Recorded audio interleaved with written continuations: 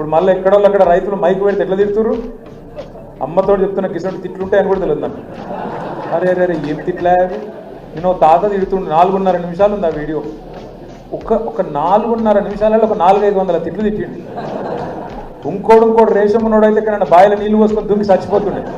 రేవంత్ రెడ్డి కాబట్టి నడిచిపోతుంది, కానీ రేషం లేదు మను లేదు ఆయనకు.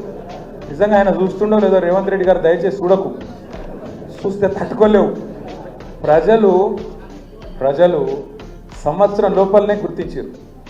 వికారాబాద్లో మీరు ఇవాళ ఏ ఊరికన్నా పోండి, ఏ ఊరికన్నా మీ ఇష్టం, ఏ ఊళ్ళకి పోయి మీరు గొట్టం పెట్టినా, ఏ ఊళ్ళో పోయి ఏ మనిషి ముంగట గొట్టం పెట్టినా ఆ తిట్టుడు, ఆ లొల్లి.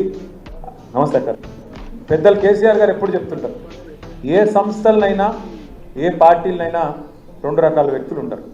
ఒకటి పోరాటవాదులు, అంటే ఫలితం ఎట్లున్నా, ఎవరు అవతల ఎంత శక్తివంతుడున్నా, మా సబితక్క లెక్క మొన్న మీరు చూసింటారు, మహేశ్వరంలో కాంగ్రెస్ వాళ్ళు అవమానిస్తే ఆడబిడ్డను లేదా అవతలోడు అధికారంలో ఉన్నాడు అని ఆలోచించలేదు. కింద అక్కడనే కూర్చున్నది అంటే మొత్తం రాష్ట్రం అంతా అగ్గిపెట్టి మొత్తం రేవంత్ రెడ్డికి చుక్కలు చూపెట్టింది ఆ రోజు.